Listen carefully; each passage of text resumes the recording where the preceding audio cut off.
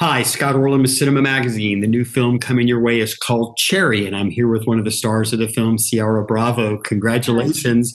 Thank you. Uh, So good to see you again. Thank you. Thank you. As this is based on a real story, how much information did you want to ascertain going into this about who this woman really was?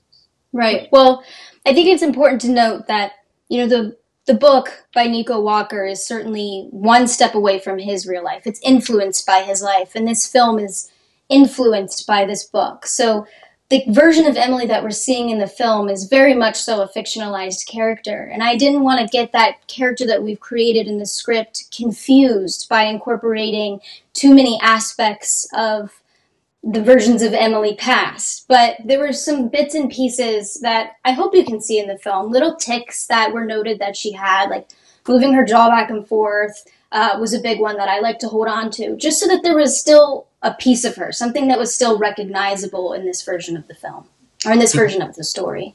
So many times in relationships, one person feeds off the other. Oh, that's a really cool attribute. I'm going to be more like that. This Mm-hmm. is the other extreme of what happens when you pick up the negative vibes of somebody. How eye opening was that for you? It was extraordinarily eye opening, especially as a young woman myself. I'm lucky enough to be in a career where I can learn so much from my job about my real life and how to function in my day to day world. But in this film in particular, the love story really hit home for me, like we were talking about. And what I think we do a great job of showing is the reality of living in a codependent relationship and the ugly path that it can lead you down when you allow yourself to get so lost in another person. And I understand why it's happening. These are two lost souls. These are two people who don't feel like they belong in the world. So once they find that kindred spirit, they're going to hold on with all they have. And they're going to give everything to that other person, even if it kills them. One of the things I loved is when they first meet, that cute romantic banter that goes on. And I Yeah. swear, as a guy, it just resonated because sometimes women have to hold up signs. I am interested in you.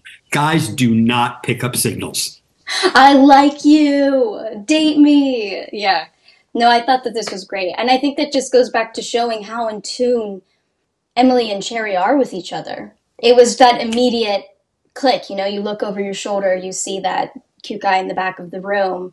You're going to see where this takes you. And Emily has always been a precocious person. She's incredibly smart and she's incredibly strong.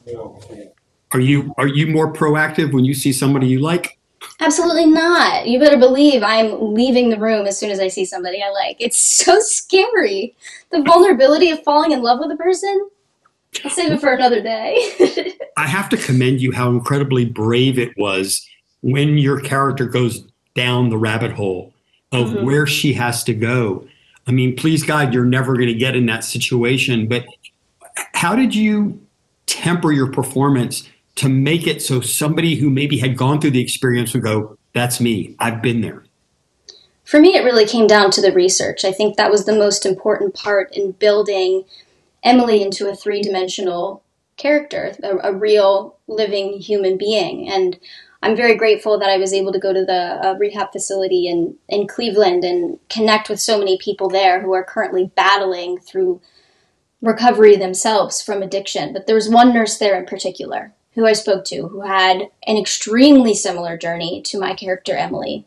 And she, in speaking to her and learning about how she looked at her lover in the beginning of their relationship to the height of their addiction to the end where they're in the real throes of it, and how she looked at herself, how she felt when she was looking in the mirror, it was an extremely humbling experience. And I feel like it allowed me to bring a lot more depth to Emily and a lot more reality and honesty in touching back on those stories that she so generously shared with me. So I really owe her a lot. I need to send her a thank you note.